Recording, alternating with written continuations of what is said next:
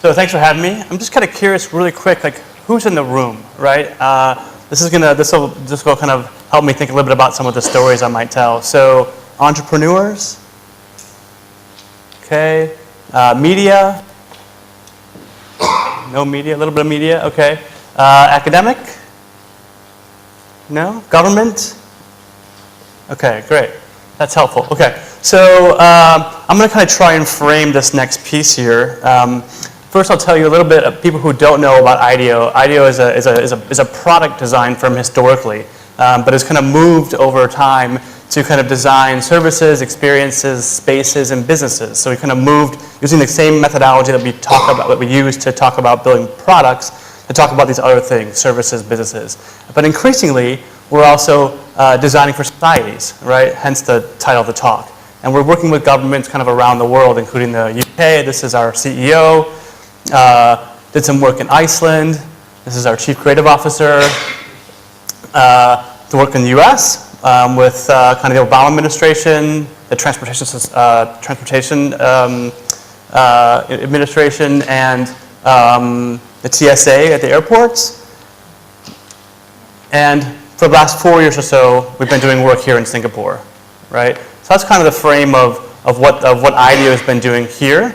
And what we really try to do is bring this kind of people-centered approach to balance out what we usually see in government, which is a more process-centered approach, right? So we're trying to balance the optimization piece with an evolution piece, a more human face.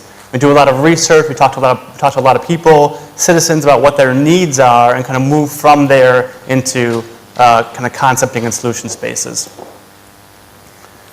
So when I was asked to kind of frame this presentation and this panel, this is what we kind of were talking about. What's the best way to focus on engaging different groups in complex policy decisions? And when is crowdsourcing a good thing to use? And we'll hear from some of the panel participants. When is it difficult? And what are some of the lessons learned around those? So here's what we're going to do. I'm going to talk quickly about ways to look at the engagement. I'm going to give you also a quick introduction to an online platform that IDEO has. Then Stuart's going to come up and talk about the underlying purpose of crowdsourcing, kind of where it came from, and introduce an analog platform. So now we'll have a digital and an analog comparison.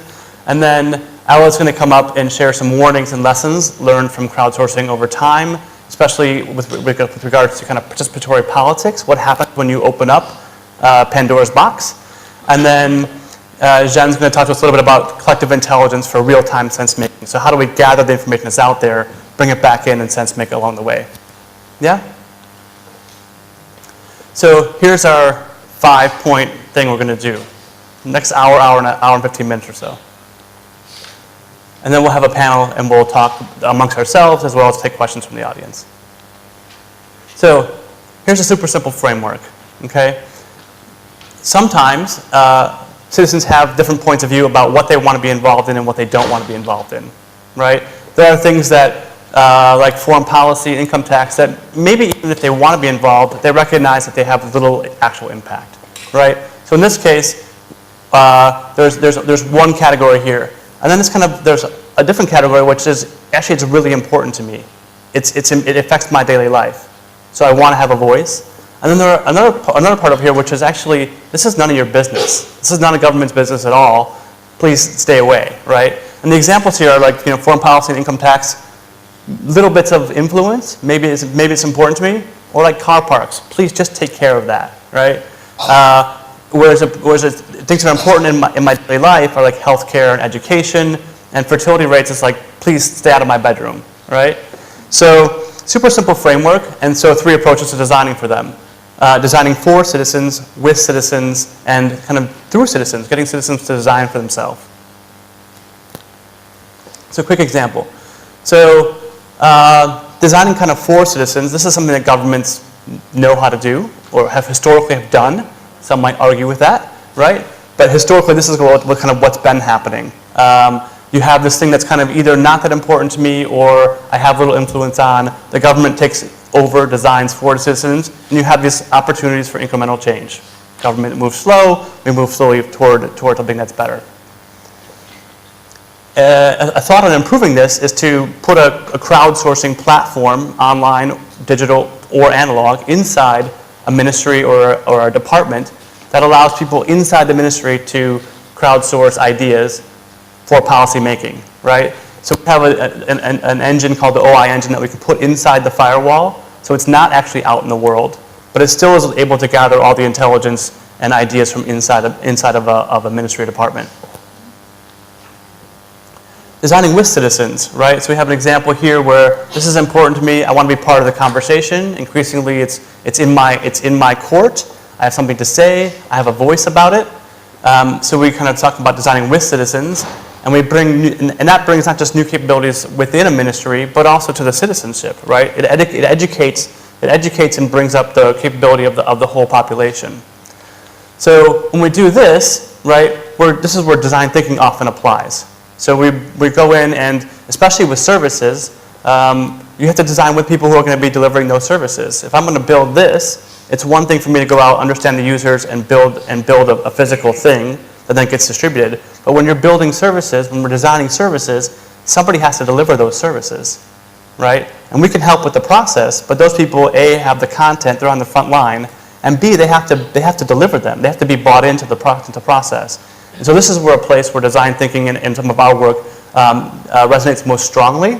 Research in the field, working with nurses and practitioners, for instance, in healthcare, or teachers in redesigning the systems and redeploying them with them, looking at the whole culture of the organization.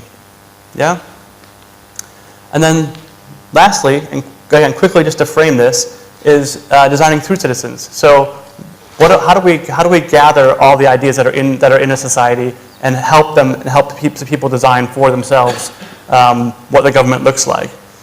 And here's where we have some stories about a platform we have called OpenIDEO, which is kind of an online crowdsourced engagement platform, design platform. The thing that's interesting about this, and I'll tell you a couple lessons learned in a second, is that we have this there's a process here that goes from inspiration, so looking out, having people look out into the world, across the world, for inspiration about what's happening other places. Then taking that into concepting, so we go from big ideas to something that's kind of concrete, and then from there into a funnel where people in the community are voting on the ones that are best, that feel like the best concepts and have the most meat, and then going from there into actually trying to put them into some kind of practice, right? The interesting thing here also is that there's about 38,000 people worldwide on this platform now. So when we put up a challenge, right, like this one, we're getting people from 120 countries roughly inputting into these ideas. So it's become quite a bit of a global phenomena, and something that we've been working on quite a bit. I think there have been 13 challenges so far around the world. So the early lessons from this, and again, just very quickly, just that a well-formed question is key. You heard Jen from NASA saying that one of their lessons learned was that making sure the problem is well-defined. This is the equivalent in an online platform, right? What is that question that you're actually asking? That's such that it's broad enough, optimistic enough, but not too big to be over scope. That when we have a platform like this, it's kind of less spammable. People aren't up there as trolls. They're actually doing work together. So the engagement around actual work, we found not only kind of raises the barrier to entry, but we also don't have a lot of kind of spam or trolling going on. And then the last thing is we put a design radar on there. So this kind of shows which part of that process you're best at. Are you best at the inspiration part, gathering feedback from around the world, looking for insight? Are you best at concepting, coming up with ideas around that? Are you better in the implementation phase? And so this kind of helps each individual person know how they're contributing, and lets other people see how they're contributing. And so we get this kind of community of builders, right, that is engaged with each other across the world. Quite interesting. So finally, I think for leaders, we're entering this new era, one where there's different modes of leadership, right? And in some of them, crowdsourcing makes sense. In other ones, it's a little bit more dangerous. We'll hear about that later. That there are places for hierarchy in the world and places for more engagement. And we're going to talk a little bit about what those are. So how does this platform kind of transfer across cultures, right? The first, I don't know, probably 10 challenges were done mostly in Western companies, contexts, and we saw lots of engagement up front, right? Lots of inspiration, lots of kind of open, big ideas, all the way through the process, kind of into the winnowing down. In Singapore, it actually took us a little bit longer to get going, right? Because the inspiration phase wasn't as robust, and we found a lot of the ideas or the inspiration coming from outside of Singapore. But once they were there, the Singaporeans took them and ran with them, right? They had some ideas and the concepts, and they're kind of great analyzers and builders, right? So definitely different things happen in different cultures. Boil it down to what are you really good at? I think you mentioned at the end. Do you have criteria around, okay, you're better at concepting versus this, or is there some objective criteria to assess that? Yeah, great. So objective criteria are actually the community, right? So there's inside the OpenIDEO platform, there's a mapping tool basically that shows where an idea came from and who built on it, right? So you can actually look and see a tree of how this idea evolved over time and by whom, right? And by looking at those different things, you can see, with this radar, right, that kind of is a profile of you, you can see who contributed to that idea in what phase, right? Were you great at bringing stuff in from the outside world? Were you great at taking it and refining it? Were you great at kind of the analysis piece of it? And so there's the criteria is actually, it's visible, B, it's driven by action, and C, it's by the community. How do you decide, I'm not familiar that you also have a white label version which you use inside the company. Yes. So when you speak to companies, how do you decide with them whether they should create a public challenge versus a private challenge? Yeah. So we're talking about the fact that we have OpenIDEO, which everyone here can see and contribute to, and then there's the OI engine, which kind of can sit inside of a firewall, and how do companies decide whether they use one or the other, right?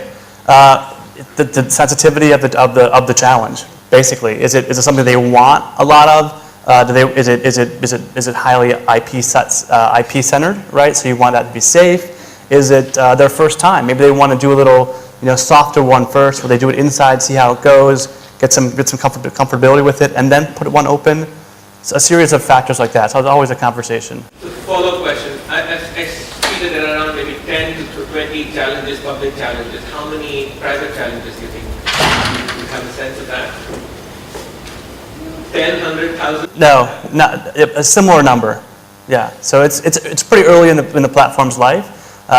We've been putting a lot of testing into it in the worldwide because we have so many more people on it, and then we kind of white label it inside, and it's getting tested there in a little bit different manner, but it's a similar number. What have you learned about the motivations of people to contribute? Yeah, the motivations of people to contribute seem so far to be quite social impact, right? I mean, a lot of the questions, OpenIDEO itself is actually all about social impact. We don't make any money on it.